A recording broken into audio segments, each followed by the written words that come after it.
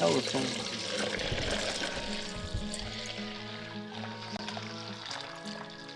Allergies are making my eyes tiny.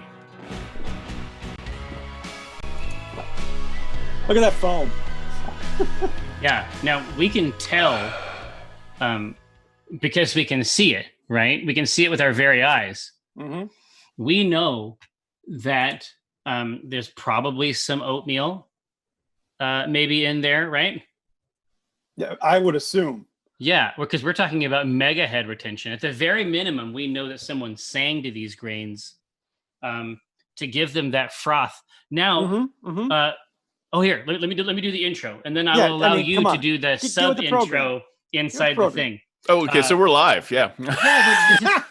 It's not your time to come in. Oh, okay. Right? No. You've already fucked this up. No, you're fine. Hello. Damn, Todd. I was going to be nice to you, but well, no, that'll be your job. I'm the bad cop. Oh, it's good cop, good cop, bad cop. Great. Exactly. He's got the information about the jewels, or something like that. Hello. It is I, your internet friend, Jeffrey K. Horkins, and however it came to be, whatever dark fate has befallen you, you have ended up ass backward into Twitch's brewing show, Acquisitions Intoxicated. Right. Jesus. Philosophically speaking, it is our purpose, our goal, our aim, maybe even our mission, our geish, to invite you into that which you already own, the art and science of brewing. This is the introduction that Mike Krahulik enjoys. It's the introduction that Eric enjoys. Now, there is a little caboose that we affix to the back of it. I am joined, as almost always, by Eric Benson, Acquisitions Intoxicated Brewmaster, although it's entirely possible that you may know him better as the notorious EJB, Azerbaijan. That was like one time. It was literally one time, like 3 years ago. Or Edge Benson is also the other very traditional modus that we utilize here. Now, would you like to introduce our friend, Mr. Benson? I absolutely would. I would love to introduce our friend Todd Kendrick, who's the creative manager over at D&D Beyond, and I wanted to get him on the show solely because Todd is this beacon in the D&D community, and like he's the ever present cheerleader of the game and like the players. So I thought that was for years now, and I thought that was really cool. And I think it's about high time we gave him a beer and put his character into the lexicon of Akin. So. Now, Mr. Benson, I envisage this individual in the manner of sort of like the signal fire, like up on that like mountain crest. It's like light the fire. It's that. I mean, it's roughly that. It's basically nonstop, years long evangelism, right? Yes, exactly. Yeah. And I feel that. Yeah. I would gladly just be on top of a mountain waiting for that one big day. Yeah, waiting for someone to burn me in my entirety. No. So it should be established. There may be those of you in chat even now who may know of Mr. Kenrick, even if you might not know exactly how it is. There might be a connection there, especially if you play Idle Champs. And that is that Averin, his Birdman, I know the real word, his Birdsman, might be someone you have leveraged in your successful configurations up until now. So, it's our intention, of course, to manifest maximum bird level. Look at that art for all today. Now, so of course there is an arc to the show, and we will invite Mr. Kenrick in. Now, do you know Anna Kendrick? I don't. Oh, okay. No. No, surprisingly, no, not related. Didn't pop up on my Ancestry.com or my 23andMe. Yeah. I feel like the last names are quite close. Yeah. I was hoping there might be a situation like that. There are a lot of Kenricks. We've surmised that maybe we misspelled things when we got off the boat. This happens a lot. This is actually a traditional story. Selleck PA, no, you did not miss the beer tasting. In fact, it is about to continue unbidden. Now, Mr. Kenrick. Yes. You told me before the program began that your wife had secured for you some beers, but that you are not yourself a beer drinker. I am. Once upon a time, I was living in Spokane at the time, where I drink plenty of beer. Well, listen, if all you're saying is that you used to be a drunkard, I mean, you're in good company here. But I would say that simply being a drunkard is we're talking about another level of engagement with the medium here. So what you were saying is that you did occasionally seek oblivion as a young person. Right. Yeah. Yes. And I think that's a story that we can all get behind, to be sure. I traditionally do like stouts, and I evolved to stouts because they tasted more like a meal. Indeed. Well, and they are, as a practical matter. Yeah. For sure. I mean, it's all meals. I mean, ultimately, it's just a potable bread. Yeah. That another creature has eaten before us. I mean, that's basically that's the outcome that we're aiming for here on the program. Now, this is like the bird and the worm feeding the. Oh man, that's it's an Ouroboros of beer. It's getting yucky, is what it's getting. Now, so of course, the program has several phases. There was a pronounced technology concern over at the Benson household. Now, this is amazing. I'm actually using my phone. I got to figure out some new effects and how to do, phone effects here. This is you got to get that. I'm phoning it in, bro. Now, so you, Mr. Benson, now are you prepared? I mean, do you have it set up on your end to put the ingredients into the device? Yeah, but knowing my luck today, the Pico's gonna just blow up in my face. Well, I mean, obviously, bring a tarp or something, I guess. I mean, I'm sure we'd all love to. Whoa! Oh God! Oh, he's dead. I haven't been drinking yet, honestly. Okay.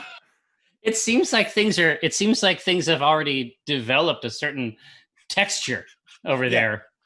But here. So, do you want to introduce that, or are we afraid of that process today? No. We're gonna go for it. But let's check out what we made. So, this is the beer we're putting in here is Icewind Ale. Yes. And we did this for 10 towns and crafted this beautiful winter seasonal beer that is the grains inside of it. We have Munich and Maris Otter for a very bready and toasty flavor, and then we're going to throw in the Crystal 20, which is going to add some caramel into the taste. Mm-hmm. But what's really going to send it through the moon is afterwards we're adding maple syrup and vanilla and cinnamon. Yeah. So it's you were talking about, you wanted a beer that communicated to the body something of food. Yeah. And that's basically, in terms of the lore here, the idea is that there's sort of like a conclave of the 10 towns, which is canonical. But the idea is that everybody is putting something into this. It's like a stone soup type thing. Everybody's putting something into this recipe, but at the end of the day, it's designed to sustain a person in those climbs. So you were able to head over to Micro Homebrew and grab this stuff? Oh yeah, absolutely. They're still around and kicking and doing well. And I encourage everybody that's homebrewing, support your local shop if you can. Got to. Everybody needs it. Yep. So you're gonna stuff that in there? Yeah. Give me a second. Hopefully. Yep. Oh boy, because I can see the other video. I know that we have a shot there on the front. Yes. There we are. So obviously we've activated the device, the ancient sigil, still in operation. Right. Grain basket. This is amazing to me. Oh yeah, this is every week for us. Dude, this is Josh, is this the best? Is this the most exciting camera angle experience? Whoa! One clean push. Good Lord. What a profundity. All right. Yes, but we can see in there, if you gaze close, Mr. Kenrick, you can see the little flecks in there of the rich, darker grains. And then once the device goes through its multiple boil cycles. In fact, you can see the water's already begun to soak the bottom of it. Once we, you'll see the beer getting darker over the course of the show. What a delight to the dork. What a sucker for them. Cool. What a sucker for them in these dark times. Know this, Mr. Kenrick. We have all the skills required to make manifest a beer for your bird individual. All right. This is amazing. I watched a few other episodes, and I just love this kind of spreadsheet that you can just kind of evolve of any kind of beer you want to is amazing to me. No, I mean this is the trick, right? Is that this is very, very much gamer shit. Yes. Like, this exists in a continuum that is of a piece with all the stuff that you already like. And we will reveal it to you in a progressive way over the course of today's program. Now, but we should definitely get to work because there was a little nibble out of the front of the show, and then come 1:30, Mike is going to send me a lot of terse emails if we haven't gotten out so that he can play Assassin's Creed Valhalla. So that being said, everybody should know we've reached the show and tell phase. I have Fremont's head full of fresh hops. Let's see, I can put it up here. Oh, it's Ghost Cup. Here we go. Ghost Cup. Right down here. Yes. It's really, really interesting. I saw a few new ones from Rubens over there, and I like going to Rubens, and I think that their ship of the line, like crikey, they have a lot of really solid stuff in the baseline, but a few of their experiments lately just seem like they found some shit in the brewery. And they're like, and they like, I can just, in my mind, I can see them like looking at the date, like, oh shit, we better make something with this. Doesn't seem to, they're not in an intentional phase right now. But on the other hand, Fremont, whose ships of the line I don't care for at all their experiments are killer. So this is their like hazy fresh hop thingy. And I'll save one of these cans for you, Eric. Thank you. I appreciate it. If we end up doing some more socially distanced, socially distanced wargaming. Let me see if I can hold this up to myself. You can get a sense of this sort of like grapefruit, like canned grapefruit juice looking milkshake almost vibe. And all of these are basically like, it's not going to sound good, Todd. It's not going to sound good in the classic sense, but they're like really good grapefruit perfume. Imagine if perfume like smelled like imagine if you could actually like taste the floral part of a perfume and it wasn't poison. Right. Yeah. That's one of the hop notes, especially in hazies, what they used to call like Northeast style IPAs. One of the notes in there is really, really pronounced like sweet floral stuff that, as opposed to pines, like it's not really about bitterness. It's more about like juice. We can give it a try. That makes a lot of sense. Grapefruit and beer kind of makes a lot of sense to me in terms of taste. Right. Yeah, there's been a lot of cool breweries that have gone along those routes. It tastes exactly like I just described. That's the takeaway. So it's a win. I did it correctly. I assessed it unerringly, and now I retire the champion.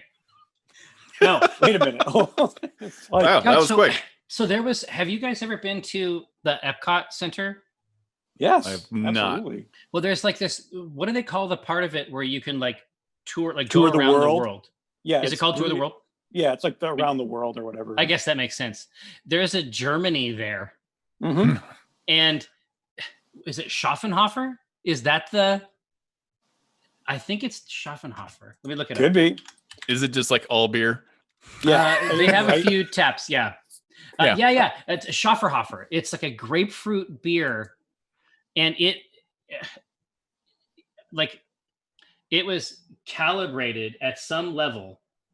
Like there's a series, like a Justice League series, where Batman essentially, just because he is who he is, He does a lot of research on every other member of the JLA so that he can destroy them if he needs to. Yep. There's a little bit of a setup here, obviously. Imagine a situation where I were a member of the JLA. It seems unlikely, but imagine that there were a scenario. You're really putting yourself high up today. You already got the beer prize. You remember the champion. JLA. I'm just saying. No, listen. All I'm saying is, imagine a scenario where, for whatever reason, even as a janitor, I was a member of the JLA very briefly. And then imagine, subsequent to that Batman was like, well, I probably should figure out a way to murder all the janitors too. And the Schaffenhofer grapefruit beer is so unerringly tuned to my tastes that it's bad.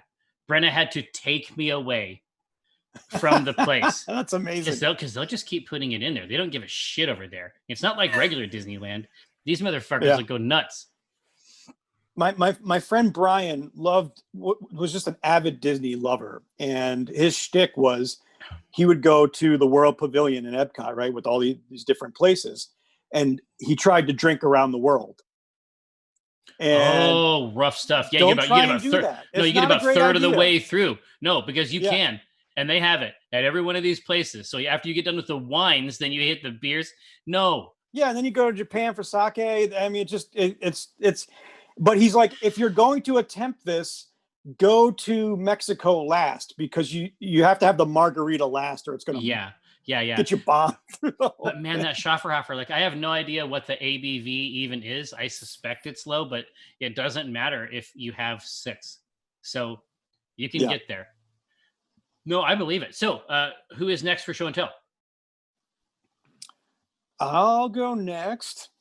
Oh, wait, I don't even have to worry about Ravenloft sucking in my. I just have to worry about the camera falling.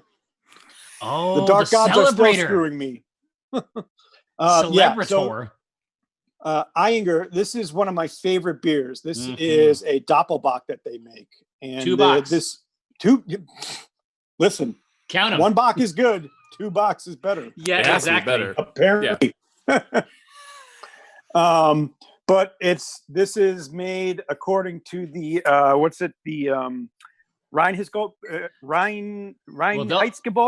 Yeah, well, they'll pronounce it for us. They'll pronounce it for us in here for sure. Reinheitsgebot. Hopefully, hopefully they'll pronounce it in a purely phonetic way so that we can arrive at it.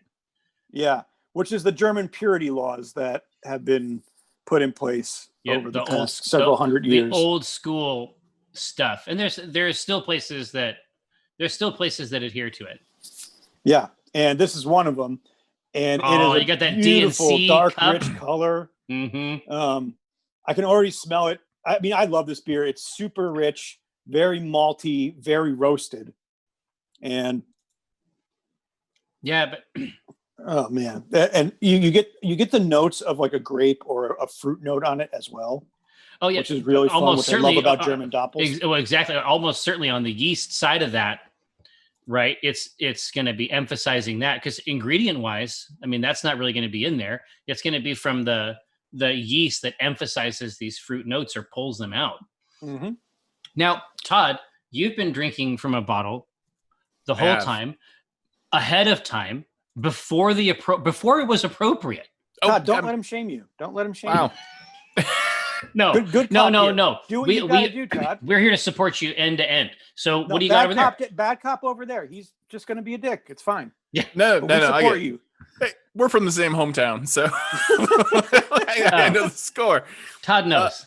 This is how we are. Yeah, it's our pride and joy. We're survivors, and we're survivors because we make each other strong. Yeah, we do. We make Spokane strong. So my lovely wife Megan got me Elysian Dragon Tooth Stout. That's exactly what it tastes like. Yeah. So, I really like. I think that Elysian has a lot of great stuff. That was one of the first breweries I really became aware of after I moved.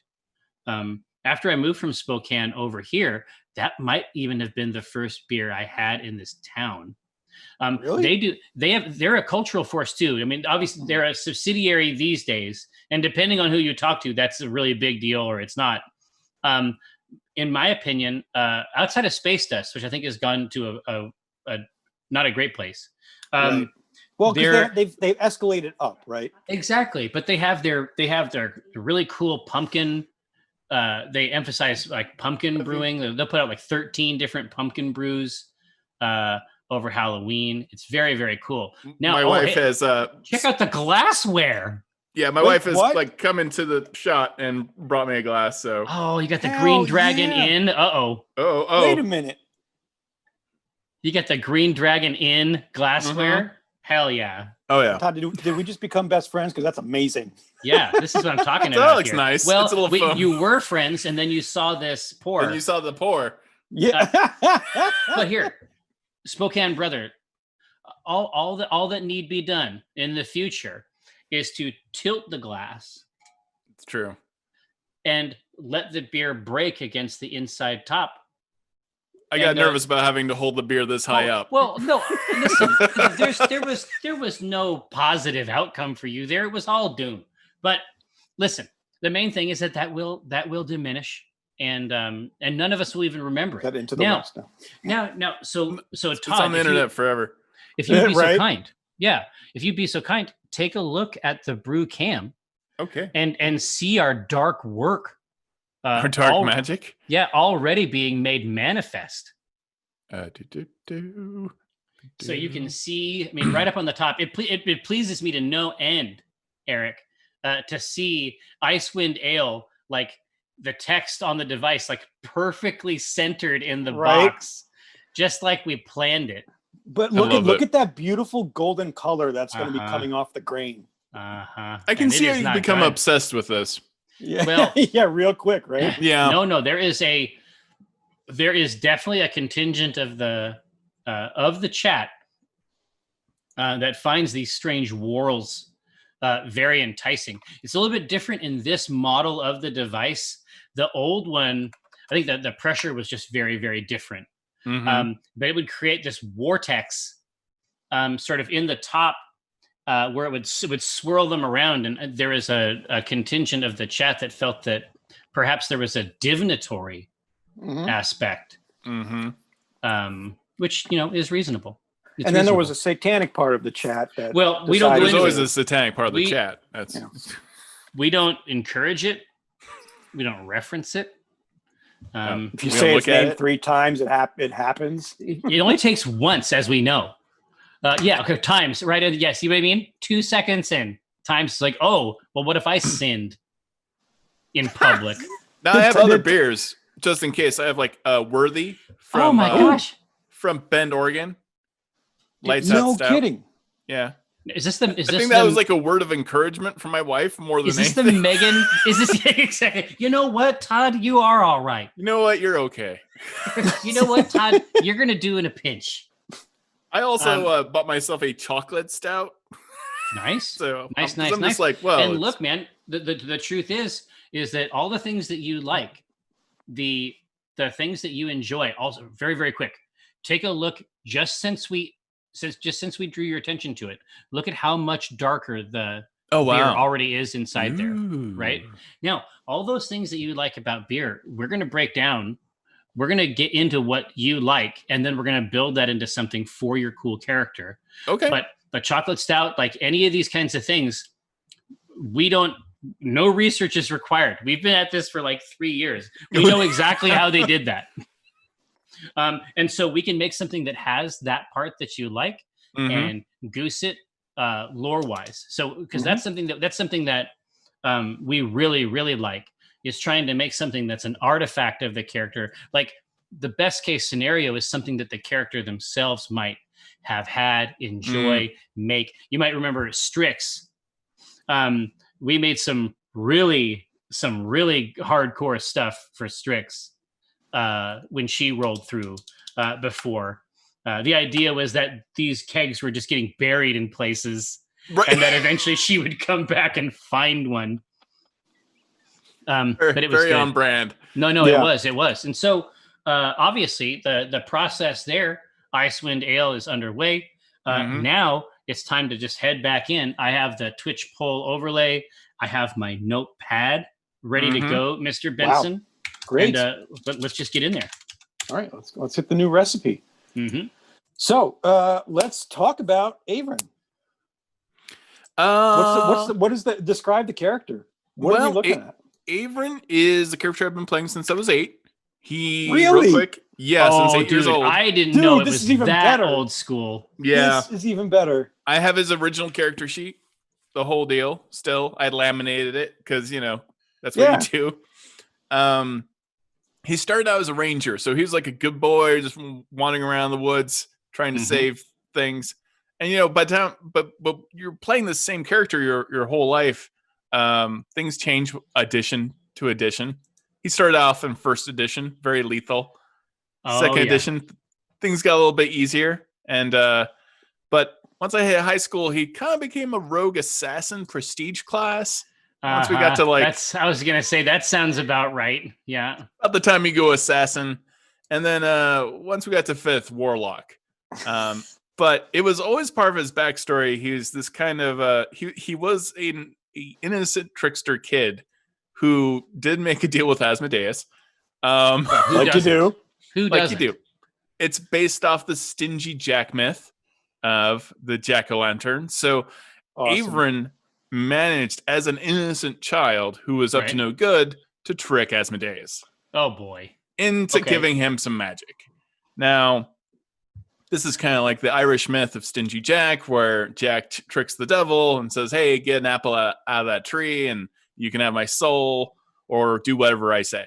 And that devil is like, that's silly. I'll do that. Jumps up the tree and then there's like silver and all this other stuff all around the tree that was hidden under the leaves. And so the devil couldn't get back down. And so Jack said, you have to promise never to kill me. You can never send me to hell. And that's it. And so the devil said yes. Consequently, when Jack died, though, couldn't go to heaven because heaven's like, you made a deal with the devil. Then he goes to hell, and the devil's like, a deal's a deal, and throws him a lump of coal that's on fire from hell. Ow. Puts that, puts that in a turnip, carves out a turnip, puts the coal in there, and I've done this. You can do it. Yeah. Because there's so much moisture in a turnip. Yeah. And that led his way through the Netherlands. Not the Netherlands, the Netherworld. I was going to say, do you mean the Netherlands? Yeah. Kind of the purgatory weird space. Yeah, and man. So send me to that hell. Yeah, right? That sounds incredible. Yeah, rough place. So that's basically where Avon is in terms of like he made a deal with the devil, but to get some of his magic. And he's just a trickster. And he's kind of aimless in that Doctor Who kind of way. Mm-hmm. In that he gets into a lot of trouble. He gets blamed for a lot of things.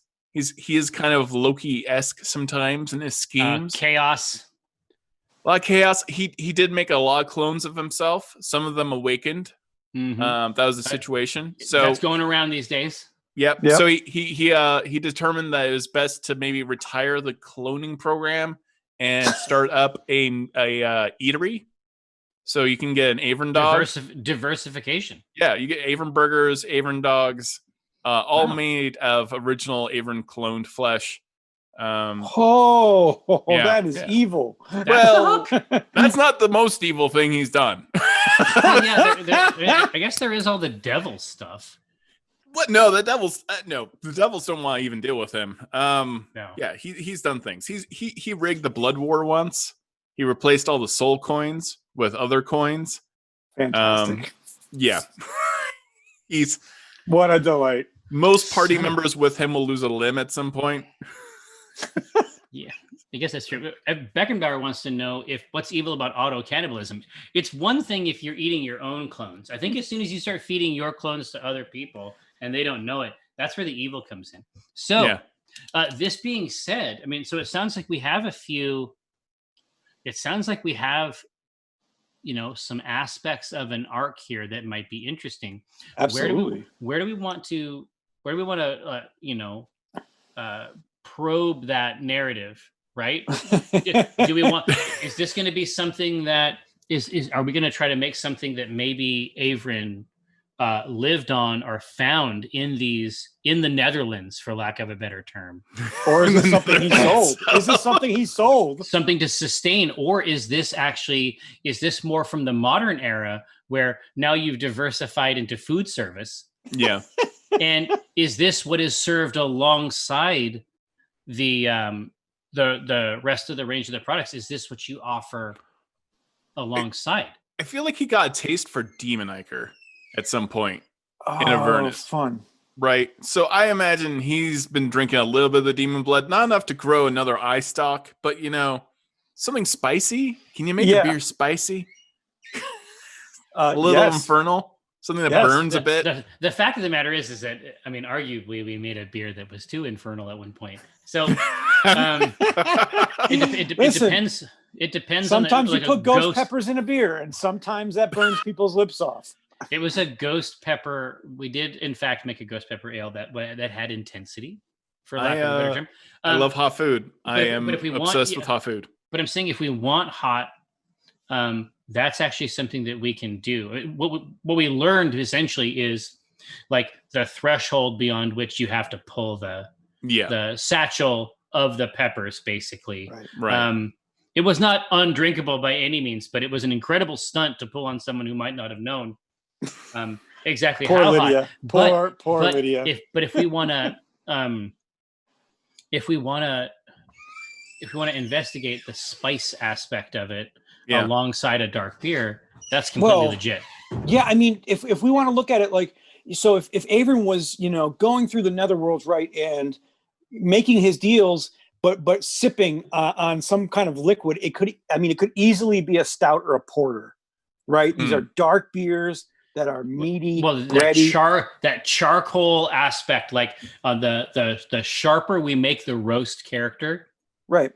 But also, the concept is, yes, if it is spicy, this could also have been something he took with him, this recipe, and then when he started, selling clones, took the flavors he had grown up into, and used them into beer, right? And just kind of stolen it. And then the question becomes, what does Avon taste like? Yeah, there we go.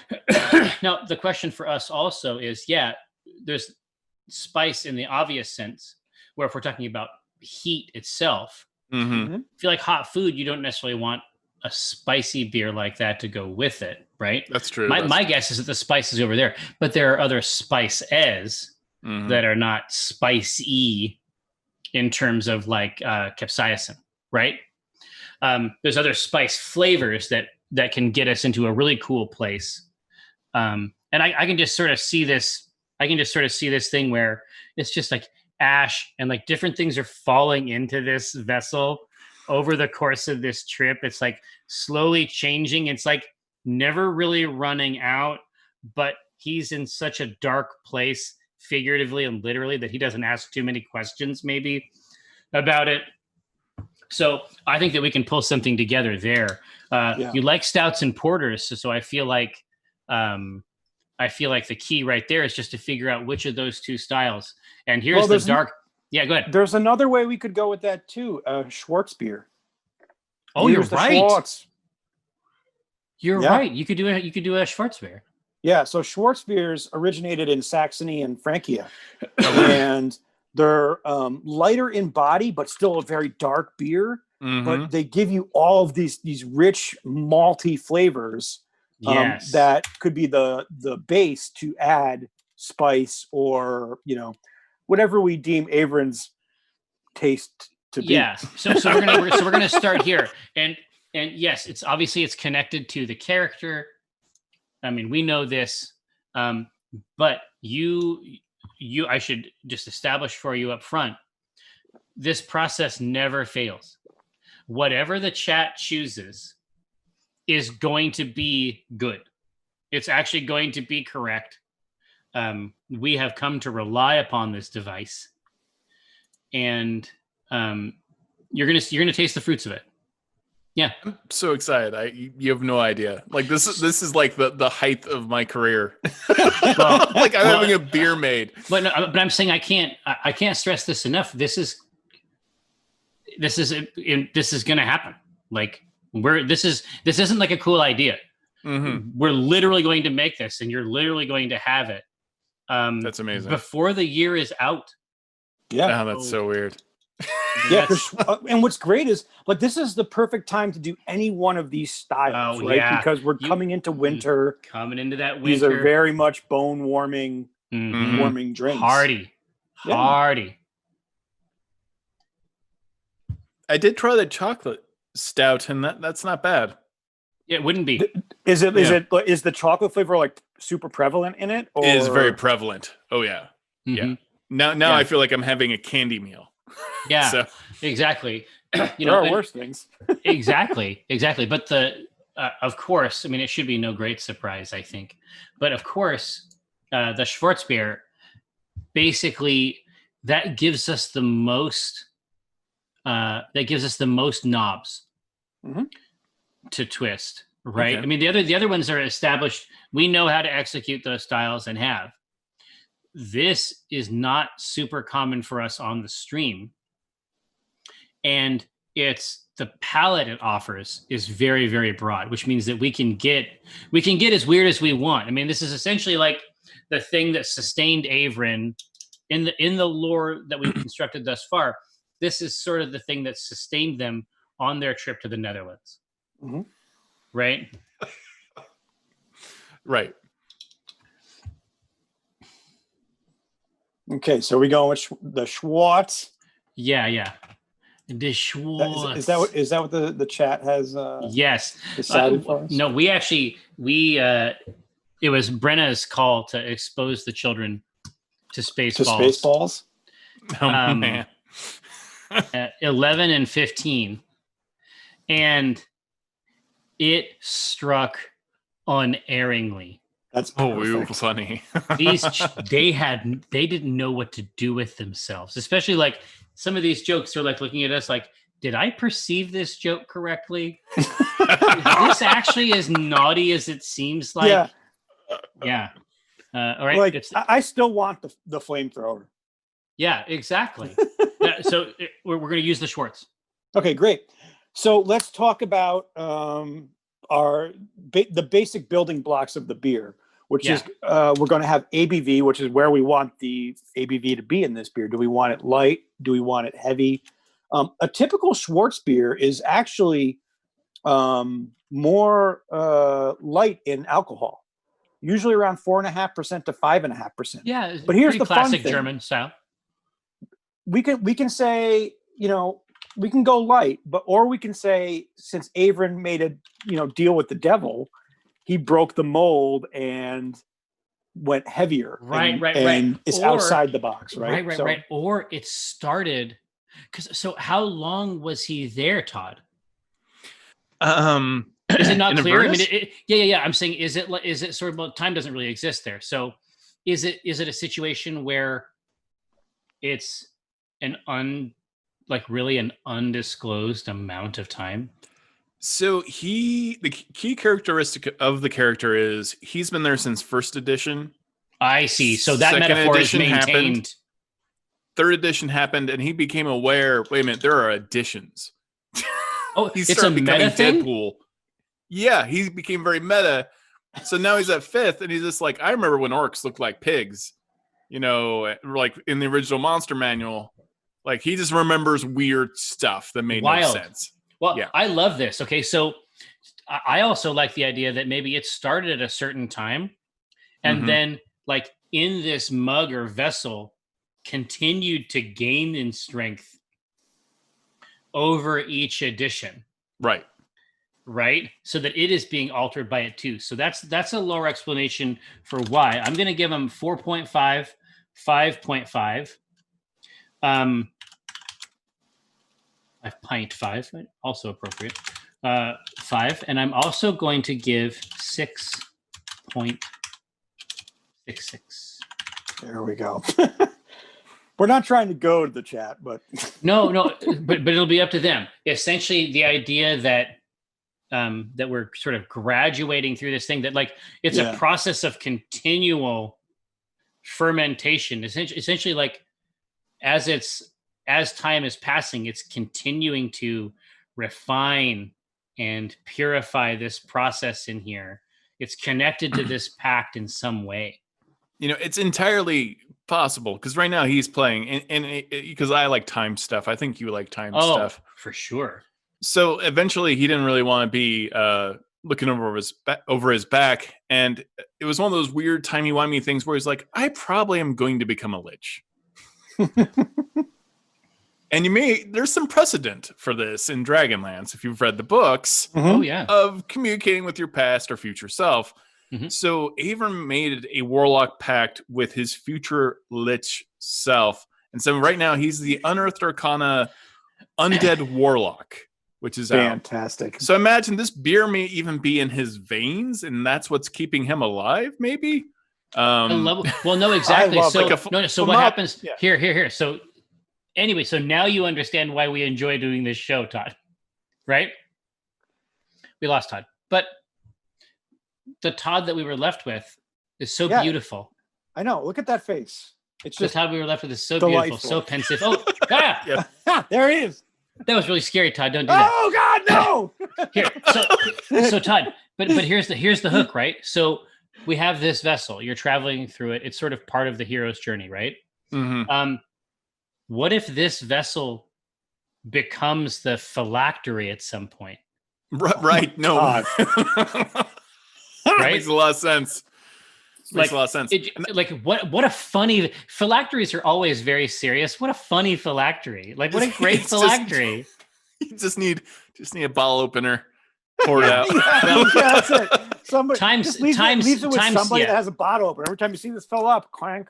Yeah. I do have to do a big shout out to my wife. I actually play with her in Silver and Steel, and she plays a character named Sophias, who is a cook who uses butter and everything. She's actually the reason why my body has been animated, because electrodes and all kinds of weird substances. There may be a little bit of mind flare DNA mixed in. So there are a lot of options. Yes. Now, Times suggested that I did not offer them a true choice, and it wouldn't be the first time that happened. Now, SRM, sure. Mr. Kenrick. So what we're talking about with SRM, take a look at our shared screens here.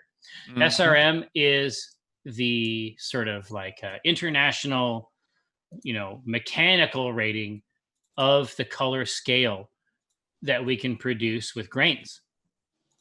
Right? Mm-hmm. Yep. So chart us a course here for the type of color that you would think was interesting. Now we're going with a Schwarzbier, so it's going to be on the darker side. Yeah, I mean Schwartz can really. I mean, it's a broad spectrum. You can go anywhere from 17 to really 30 to 40. There's no. I mean, there are pitch black Schwarzbiers. So Kastricker is like a super dark Schwarzbier. I think a good place to hit is it's Lost Boys, and they're passing around wine. And for some reason, he thinks it's blood. Yeah. Say hello to the night. Yeah. Exactly. It needs to be the color that people would assume, like, well, maybe it's beer or maybe it's blood. Who can say? Here. I have exactly the vibe. And since ultimately we're talking about an Asmodean vibe, it is incumbent upon us, I think, to utilize multiples of 9. So if we go 18, 27, and 36, that is going to give us the right. I like the idea that it's baked in at some fundamental level. Yeah. The treachery and hellish nature of this bargain somehow ensconced within this vessel and this drink. I love it. Yeah. I love it. Yeah. Well, and that's of course, it's no big surprise. J. Craw, my own dungeon master, Jeremy Crawford, lead rules designer of Dungeons and Dragons, very fancy, very cool individual. Yes. He's always throwing those multiples of 9 in there. Yeah. just because Omin actually has Omin is in trouble Asmodeus as well, in a way that no one else understands. Like right now, that's his own.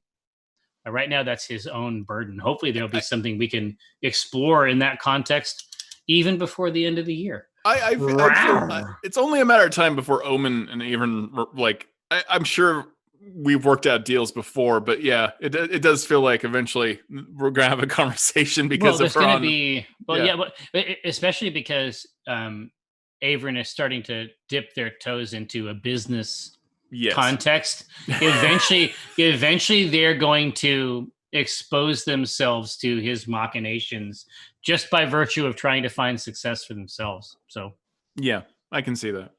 It'll be an interesting meeting of minds. Mm-hmm. Well, this was an easy call for the chat. I think they're looking for that. 27. They want that 27. Dark, rich, but still, not really in the darkest part of the spectrum. Just flawless choice. Perfect. So when we look at IBUs are international bittering units. This is basically hops, right? How bitter are we making this beer? And when you think of a typical IPA, that's usually around 50 to 55 IBU. It's north. When you think of like a double hop IPA or like the Elysian Stardust, that's like 65 and above, where it's really tongue biting, where it really kind of just singes and you're like, well, I'm chewing on a hop leaf. Yeah. I am eating a pellet. Yeah. But with a Schwartz beer, the IBUs are lower, because what we want is in the 20 to 30, maybe even 35 range. This is really to balance out the sweetness of all of these malts that we're putting in. So we're going to add some bitter into the flavor to really just kind of balance everything out. Exactly. So I'm not going to reach too far north. I'm not going to reach into the IPA range, but we've described some pretty novel origin aspects of this beverage. And so I'm going to offer 40 just in case someone wants to dip in there. And, well, I like the thought of, like Todd had said, like, if you're partying with Averin, you're probably going to lose a body part somewhere along the way. So that's a little bitter. And my feeling is that, in any one of these is actually appropriate. Any one of them is going to work. We're going to find success, no question. But even at that 40, theoretically, of course, that's designed to represent alpha acids that are extracted from hop pellets during brewing. I know what it means, but in this, the idea that there's just something else happening inside here, that it's a bitter cup broadly writ, and not just because of the hops. Right now, Mr. Kenrick, if you would please direct your attention to the brew cam. Look at how dark and rich the Icewind Ale has become just after the last couple washings. So basically, this device is flooding that central chamber with increasingly hot water to extract as much sugar as possible. It's then pumping it out of there. Did you work in food service? I did. Where did you work? I delivered pizzas. So back at the restaurant, they must have had soda taps? Well, what? Soda taps, like I had Sometimes I'd take out the pure Mountain Dew. Yeah, the squeeze real that stuff out into my mouth. Yeah. So, but basically, those corny kegs, those like tall metal cylinders with the sort of black rubberized handles at the top. This device uses those as the brew kettle. Ooh, that is dark. Right, and so those cables that you see on the right, those go into the in and out spigots of that of a corny keg, and it uses the interior of that, which our friend, the notorious EJB, has fastidiously sterilized. But it basically uses that, pumps it in and out through the heater, and that's how it basically builds the wort that we're going to be turning into your beer. Fantastic. But you can see right here, I mean, between flooding that chamber and extracting it, it's still working it over in that device. So let's take a look at the votes. Yeah, look, they actually want it real low. That's interesting. So this is basically going to let all of the grains and the malt do the talking. Exactly. Which I think is really, really neat. And that isn't to say that we can't drop some crazy addition, which I think is completely in line. That doesn't mean that we can't drop some crazy addition into it that offers a different spin on things, but it's not really about hops, right? I love it. So you can see now, Todd, it's essentially a kind of collaborative divination. Yes. It's like tarot, essentially. Like we're laying these things out and then they're being interpreted by the chat. Or it's like D&D. Everyone's getting together and telling a unified story. Oddly enough. Very, very similar. This is the story of our beer. Yep. Now, all right, so we have got it dialed in. We have an SRM of 27, an ABV of 6.66, and an IBU of 20. So within these parameters, we can construct Avron's beer. Yeah. And what I think again, as we've done the last two sessions, with this beer, I think we should talk about additives that first. Like, do we want to add something like a pepper, or do we want to add something like nutmeg or some kind of spice or something to this? Because that's going to shape the grains that we, ultimately add in. And the flavors that we build around. Yeah, and again, we want spice. We don't have to add something extra like that, but I think we should have the conversation now. None is always an option, right? Yeah. But when it comes to spice, heat can be one aspect of that. Mm-hmm. Ginger can cause. This is exactly what I mean. Spicy doesn't necessarily mean. Like, what's that scale? Schofield. It doesn't mean, I Sorry, I'm a little too quick on the draw on that one. I used to play a board game called Scoville, which is about crossbreeding peppers. But I mean, I watch Hot Ones a lot. It's hard not to. Yeah, it's brutal. We maybe have replicated that on a minis game stream, and it hurts. Having to eat hot, spicy sauces when you lose models is pretty real. Listen, that made me want to win a lot. Oh, yeah, it does. It's like Gears. It's like you're playing Gears, and it's like, I guess I don't want to be chainsawed in half. Yeah. I guess I have to play better than I've ever played in my life. Yeah. So, I love what I'm seeing so far. So what we want to do is we want to offer them the different types of additions. One of them is like, we're not going to do an addition. We're going to do our grains and our hop and our yeast, and we're going to try to orient it toward that. I am going to suggest peppercorns. Oh, interesting. So a dark spice. Now, not cracked, right? Right. Not cracked, but a peppercorn blend inside there to give it a little bit of a sort of a sharp, spicy angle. What else do we got? God, do we want to do something meaty? Is there something meaty we can add to this? Something rich? Well, because the idea is that it sustained them, right? Yeah. Or he's feeding it to somebody. Yeah, it's true. Richter. Yeah, mango habanero would be a perfect combination for an IPA. Yeah, amazing. Can you add hot dog into a beer? No, Orion Road. No, you can eat one alongside. I mean, that's true. Maybe.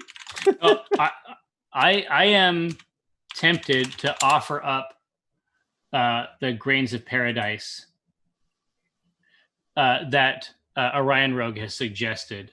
Oh, that's interesting. Yeah, they look like peppercorns, but it has notes of cardamom, coriander, citrus, ginger, nutmeg, and juniper.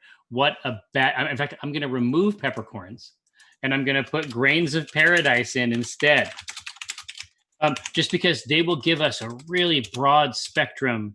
Well, what I like about that spice. too is, and I'm going back to Avron's kind of, I don't know why I'm clinging to seeds too. It's also selling. Seeds. Yeah, this is something you would spice up meat with, right? Like you would.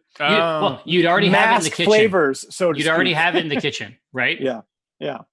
I love that. So, what would be another one? So you were Todd. Does ginger sound like an interesting addition to you? You had mentioned it before. Yeah, ginger absolutely sounds interesting to me. I mean, I love the concept of ghost pepper is terrifying to me and lovely. That's why I like that as well. So I'm willing to go pretty broad on this. That's my wife. Oh, I know. I saw the cameo. So grains of paradise, ginger, and ghost pepper for our addition, and then that will give us what we need. I think that's real cool. Yeah, that'll give us what we need to start dialing in our grains. So let's see what they say about that. But yeah, any one of these are going to be things that you would have available. You'd be able to get your mitts on. Of course, ginger is very different depending on whether or not it's up against a sweet background or a savory background. Mm-hmm. In the sweet side, this would be a winter beer par excellence, with the type of sweetness we can provide on the grain side alongside a ginger addition. Oof. Like right when it's Halloween. Oof. And it starts getting cold. Exactly right. Exactly right.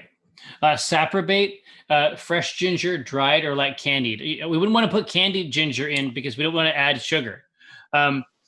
But a fresh ginger sprig, a shaved root, something like that as a dry addition. I think that you can expect something in that vein if you're wondering how to orient your vote. I love the voting. People really like that grains of paradise. Well, that better be real good. Birdy. I feel like it's very birdy too. Part of it is a big pile of seeds.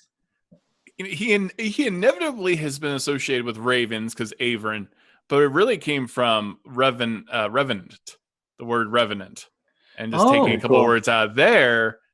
But then there was then later on there were I think around third edition, playing him in games, it was inferred that he might be Munin, one of Odin's ravens, who was the one he was most worried for, the god of memory, and your memory can play tricks on you, and so they're in that direction sometimes. Well, I'm loving it. Well, I think it's going to be grains of paradise. We just got to accept that that's true. Perfect. Yeah, the votes are in. Yeah, exactly. Yes, because so the interesting thing about the grains of paradise, and of course this is why we can rely on Orion Rogue, who has been a longtime ally of the show. It is a really broad spectrum spice, right? And it's going to offer a lot of spice, like a lot of mulled wine, cool spice complexity inside this rich, cool drink. So what's next, Mr. Benson? It sounds like it's base grains, right? Yeah. So now we're going to do our base grains, and typically this is the grain that is the building blocks of a beer. And when we look at it, there are kind of 4 to 5 grains that are really considered your base malts. One is going to be a pale malt. This is what you think of like a crisp, clean beer. Like let's say you're having a Coors Light or a Bud or something like that. That's a really easy way to describe a pale malt, whether you like the beer or not. There is Pilsner malt, which for any Pilsner lagers, it's also clean.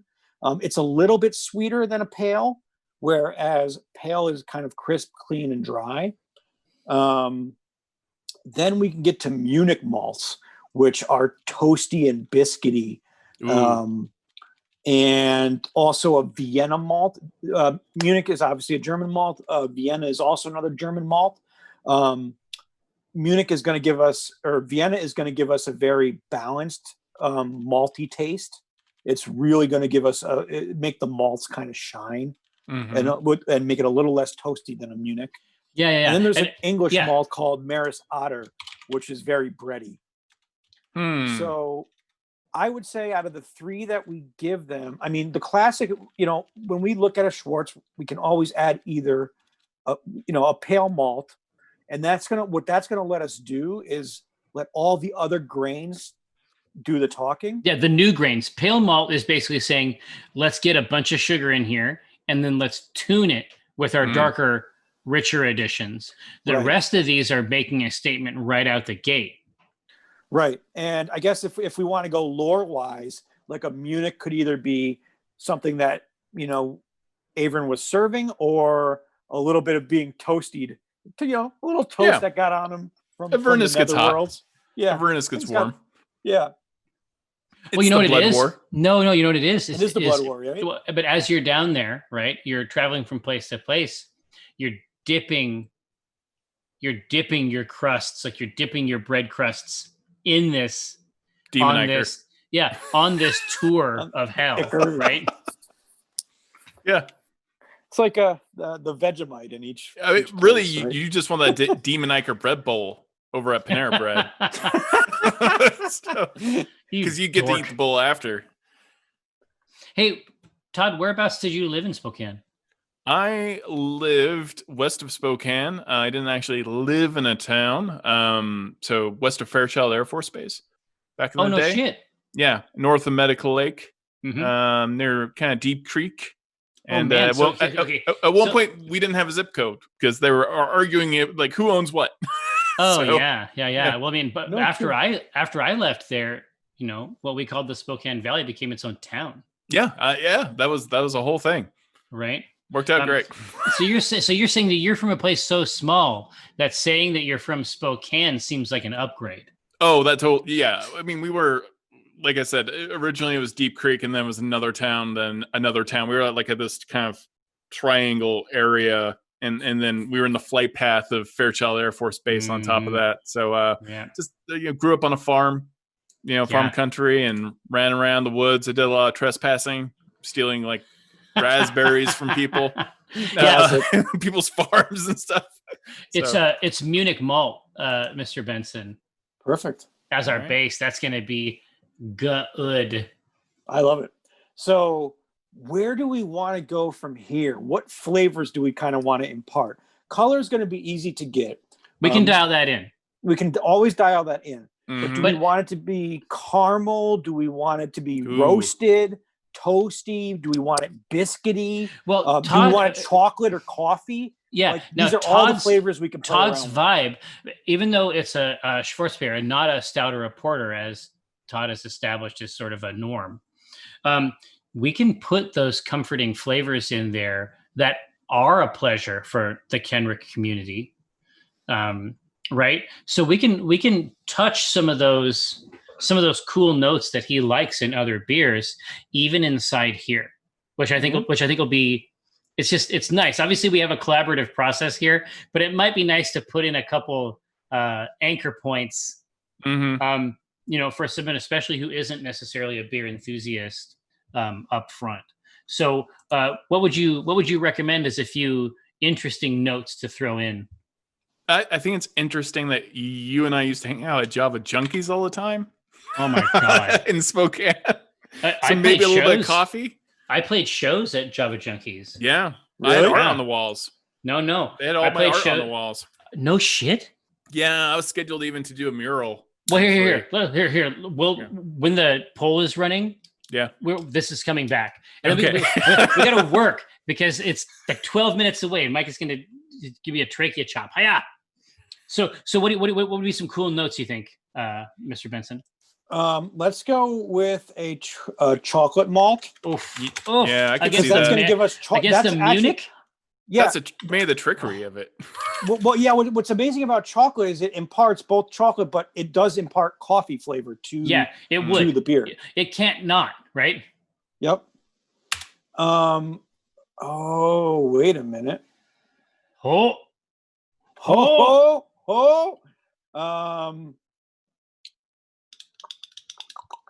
We could do a black malt. That is going to be straight coffee. Dry roasted coffee flavor. If we don't want to give it a little sweet chocolatey and we really just want to hammer in that coffee taste, black malt's the way to do it. I'm loving that. Well, here, let me give him that fork.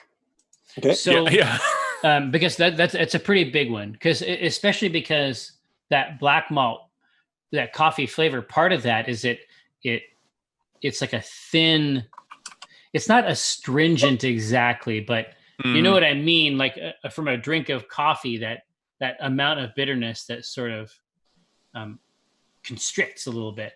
Yeah. That's what that black malt will offer us. That there's roasty character, and then there's black fucking malt.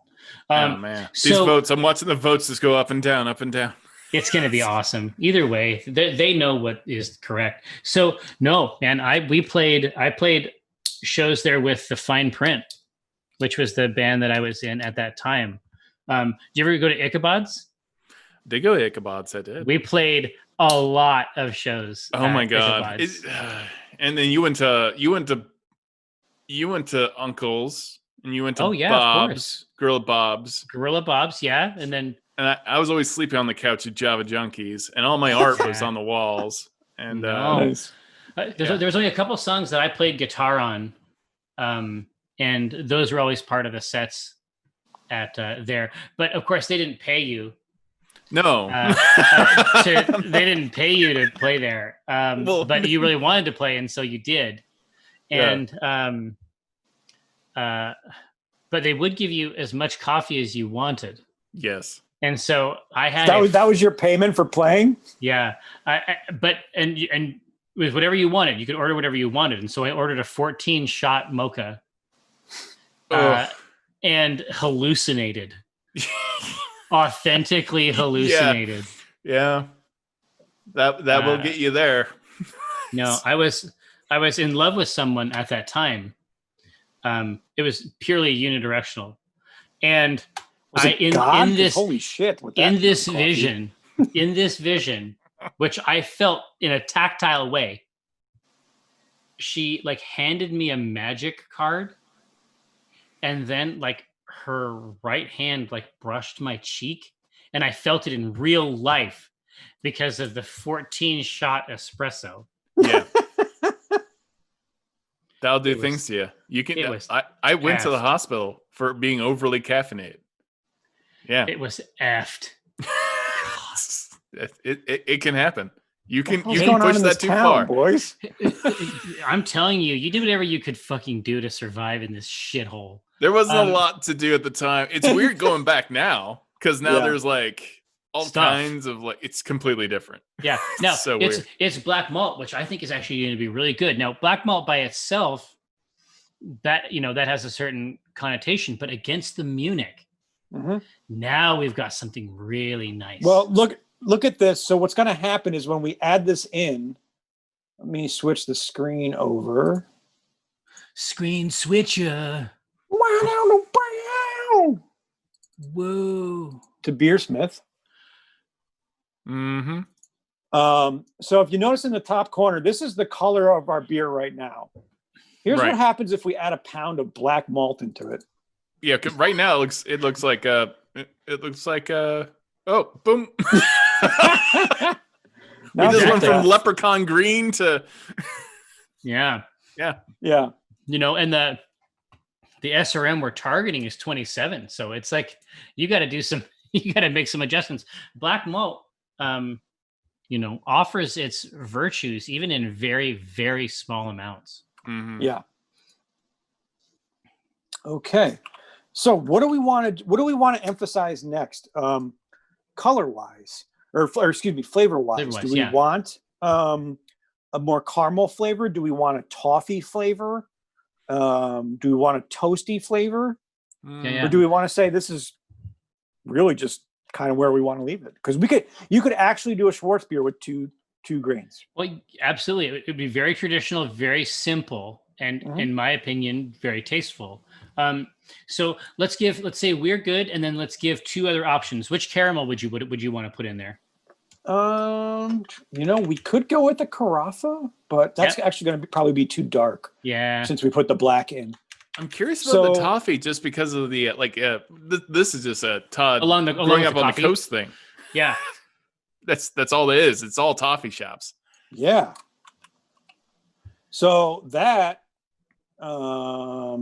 So if we're gonna go, listen. All I'm saying, if we're gonna go, but anything smoky is good. Yeah, of course. Agreed. Caramel, it's gonna be Special B. Oh, Special B. We have not dropped the B in for a while. We have not put the B in a while. So the tasting notes for B are toasty. Let's say extreme, like Mountain Dew caramel, right? It's extreme caramel. It's caramel extreme. You know, in John Wick 2, when they're like asking like dinnerware or that's what this feels like this whole show. Yeah, exactly. We're the sommelier. Yeah. Oh, would you like dessert? Here's the Glock 9. 2 buns or 3? Yeah. yeah. All right, so special B, and then so there's our extreme caramel. What's our toffee? Our sort of toasted sugar. I think the toasted we go with a special roast, mm-hmm. and that'll give us some toffee and or victory. Yeah. Actually, victory would be kind of fun. Victory is more toffee and biscuity. You bet. I love that there is a program for this. Of course there is. Right. Of course there's this level of complexity. This was actually a math. Yeah. PhD student's thesis. Oh, that's fantastic. And this is what he made. And the brewing world just took it and just sucked it in because there was nothing like it before. That's amazing. Okay. It's looking like victory. Yeah. Hey. It's hard to beat victory. Right. I mean, so victory won, and I guess we should have known. Yeah. We should have been like, oh, you know what? If only there was loss. Been a special bet. Right. Yeah. So we're gooch here. I think victory is where. Yeah, I think a 70% is. Yeah. And so that's just the bed. Oh man, the color is almost perfect already. We only need 27. Yep. Yeah, we're just gonna goose up the black a little bit and not by much. Like we could literally goose it up to probably 30. Oh yeah, and the truth is, yeah, the black patent malt's only 4.8 ounces, 1 pound, 1 pound. Now we got to crank the Munich to get our ABV, right? Oh, absolutely. Yeah. What was our ABV we were going for? The ABV we got is 6.66. The number of the beast. Boom! Right there. Wow. Holy shit! How did you do it? Listen, when you're good, you're good. And apparently you're doing all right. You're doing all right for yourself over there. Listen, sometimes I can't work the cameras, but shit. It's all good now. So next phase, let's obviously, talk about hops. We got to talk about a hop. We got to get in here and talk about a hop. Now it's only 20 IBUs, right? So it's not crazy pants. So what kind of flavors do we want? What are we trying to get? Todd, when we look at hops for a beer, there's so many different flavors that they can impart. Be it fruity, citrusy, tobacco-y, which is kind of like an earthy taste. rich earth. Piney, which we associate with like IPAs. Yeah. Stone fruit, cedar, grassy, tropical fruit, spicy. Like the florals we were talking about before. Yeah. So there's all these different kind of flavors we can put in. And actually, pine's interesting. Obviously, spicy is interesting to me. Pine is obviously a bedrock in this context for sure. So if we wanted to look at like a spicy pine. I am a spicy pine. I used to raise trees for a living. Oh, for real? Yeah. Really? Yeah. Oh, cool. I have the weirdest background of, I've got a weird background. Yeah, I don't know anybody who doesn't. That's true. There's always a story. Apollo is a really cool hop that is going to give it, that is predominantly spicy, but will also give us some pine and some earthy flavors. If we want to go the spicy. So that'll come in with our base note underneath all these sweets. That'll give us a nice calibration line through that sine wave. What else we got? What other flavors kind of sounded enticing? Like tobacco, pine, citrus, fruit, cedar? Yeah, not tobacco. Citrus is interesting. I don't think fruit. We can help you. We can help you with citrus. In this, I think that if we were going to go citrus in here, I would say Belma. Absolutely. Because Belma is like so there's a lot of citrus in hops. You can get there a lot of different ways. Like what I was showing you before, that's like on the grapefruit side. So it's a very intense, very bitter citrus, right? Mm-hmm. Belma is more like candied orange citrus. It's sweet, but bright orange citrus. That sounds nice. Yeah, especially with the rest of the good sweet bread that we have going so far, and the caramel. Oof. What has everybody thought about Tet?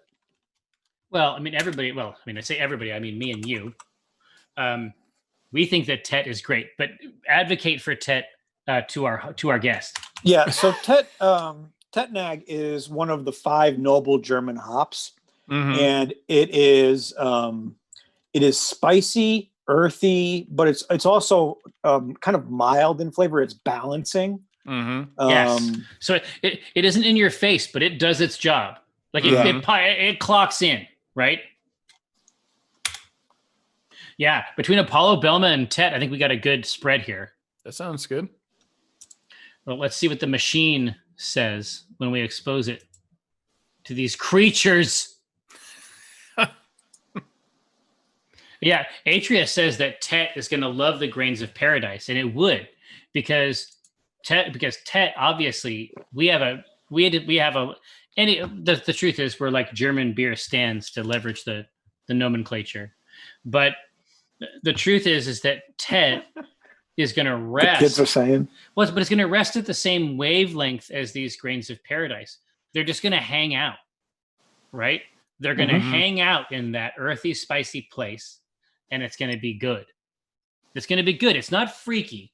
Like Belma would be wild, but it's like between Belma and the grains of paradise, that's an interesting axis, right? Yeah. But Tet, this is the thing about this chat.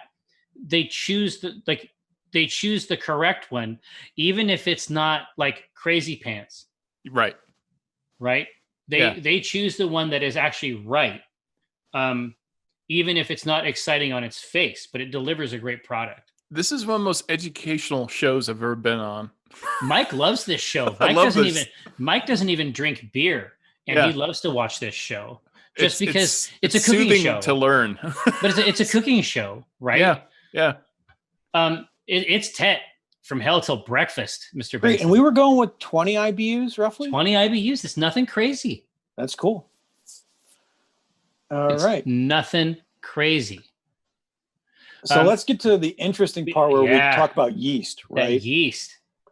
So Todd, what's really interesting about yeast is it really can impart a ton of different flavors into your beer. It does most of what you think of as the beer flavor profile. Like we've messed with a lot of cool ingredients. Like this is going to be awesome. But as soon as you add the yeast, that's when it becomes beer, right? And every one of those yeasts is doing that task differently. It's really, really crazy. So we're about to blow your mind with a couple of yeasts here. Okay, blow my mind. Here it comes. Well, geez, now you just overhyped it. Holy shit. Well, you know, but you'll be able to pull it down and show us. I mean, awesome. We're going to kind of like say these are cool things. You might think that, they're great. But no. The yeast is essentially a lens through which we can view these ingredients. So we have made the same exact beer with multiple yeasts. And if we hadn't been there for the process, it's really, really shocking sometimes how differently it can lens that stuff. Okay. I just have to throw this out there. 1, because it's wildly appropriate. 2, because the name is fucking great. The German Lager X. Wow. Like, damn. All right.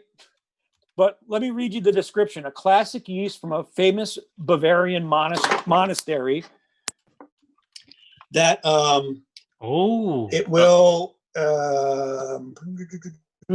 the strain develops a creamy malty beer profile. Yeah, malty with and creamy like that. Oof. Seems really interesting with this beer that we've Lager X. Lager X. Now there's also a Southern German lager Okay. This is going to emphasize the malt flavor in the beer. Exactly. So the middle note, basically, the middle of the range, not the sharpness or like not the hop, not the acid aspect. The grains of paradise are going to be down here a little bit. This is like the broad middle part of this. And now another one that we can use. God, do we want to get like a little? A Bavarian lager yeast. So is this that is going to fruity? be fruity and full-bodied. Like when you think of like the chocolate stout you're probably drinking, it's very thick. Like a Guinness, like it's very full body. It's thick. Yeah. And like I say, so we have obviously put this in. Now, precious chat. Obviously, we're looking for your votes on this in your mind. In your mind, be thinking about what you might name the Averin beer. Oh no, I can't do that. Just like off the. Oh no, you don't have to. Trust me, they're going to handle all of this for you. This is okay. Good. Mr. Kenrick, this is a full service establishment.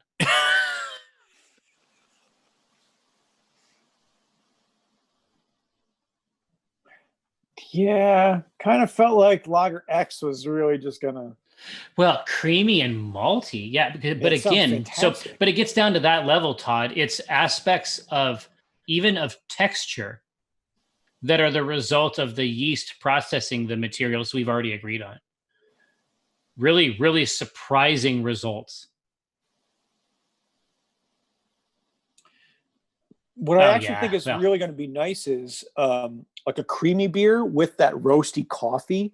Oh, it's going to be like nuts. That dude. Just sounds like a cold brew, like a nitro cold brew, right? Yeah.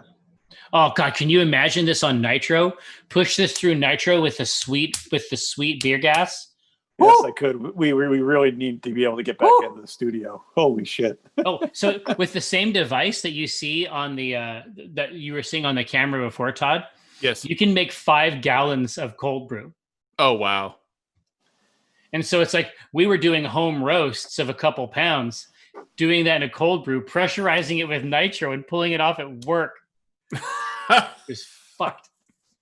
It's German Lager X. I need to hang at Penny Arcade more often. Agreed. Right? I would like to do that also. Yeah, I know. So now this is the hour, friends. This is the hour. Lifestyles of the Lich and Famous. Holy shit. Just reading that off chat. Is that the name? Good Charlotte. Good strong. Charlotte just comes and sings the theme. Pretty strong. Right? Rags to Liches. Rags to Liches. Holy shit! Damn. They're sparing no expense. Averin Loft. Yeah. I call this the Raven Loft behind me. Yeah. Hell yeah. Go forth and sin. Get lich or die trying. Holy shit. Get lich or die trying. There's a lot of lich stuff. I bet I better get that. I did get that knowledge, actually. I was playing with B. Dave Walters, and we stole the knowledge from Vecna. Oh, spare for the real. God. Old school 3rd edition game, and we survived. I also exploded an elf by sneaking a iron golem that I true polymorphed, put it into an elf's pocket. Once we were given the option to be like turn me into a god, the elf tried to intervene, and so I just dropped my concentration, so the elf exploded. Trojan horse for golem. Dude, here, EMW, you're close. Satan's claws. They suggested 6th edition, but I'm going to suggest 666th edition. Because that's part of the lore that we came up with that it constantly changed and altered itself over this long period of time. Right. Tiamat. Is there any beer warlock puns? Oh, Cranston. Tiamat? Tiamat. What a beer. That's all we got. We got to go with these 7. Basic lich. No runoffs. As Maltius. Wow. Yeah, there we go. A Wartlock? Holy shit! Times. Times. Save it. Save it for the future. I think 666 edition's gonna probably win this one. Yeah. I don't know. It's close. That has like label potential. That would look great, like 666 edition, like curved over. Yeah, that's got curb appeal for anyone who plays D&D. Yeah. They're like, oh, I get it. No. There was a thing for it was a spoken piece at, I think it was in 2016 at PAX East, maybe. There was a spoken piece after the Ack Inc. game. It was Omin Dran, he of the Limitless Con, ill syllabus, sicker than the liquor I'm on. I'm the ribald fly scald with a vanity plate that says try bald. I give foes a trip to the mall. I flatten them. I turn gold into platinum. I'm reverent as a Latin hymn. With holy fire, I blacken them crisp. Nothing left but a wisp and a thick grease. I give the slip to a lord of the crypt like Lich Please. That's years old now, but I certainly had a good time doing it. That was fun. Hey, we did it, folks. We got all the way through 666th edition. We got an incredible Schwarzbier for our friend Todd Kenrick, who has dedicated several years now to the promotion of this hobby we all treasure. Thanks so much, man. Thanks so much for coming on as a guest. Thank you so much. I feel very privileged to have been asked, and this was an extremely amount of fun. Obviously, I was very nervous because I'm not the one doing the interviewing. Being interviewed is we get to interview you this time. This is you just lean back again, sir. Full service. Yeah. Obviously, we'll make sure that you get a hold of some, and in better days, let's clink a glass. That sounds fantastic, and let's get Omin and Avern together. And indeed, end to end, make that brand happen. Yeah. Come back. Wait, did I freeze? No, we're fine. Thanks so much, precious chat. But don't go nowhere, because I'm certainly not going anywhere. In fact, I'm going to materialize very briefly in another guise. I'm going to play some Assassin's Creed Valhalla with my friend Mike for a while. Don't miss it. Eric, Josh, Todd, a pleasure. Thank you so much. As always. See you, everyone.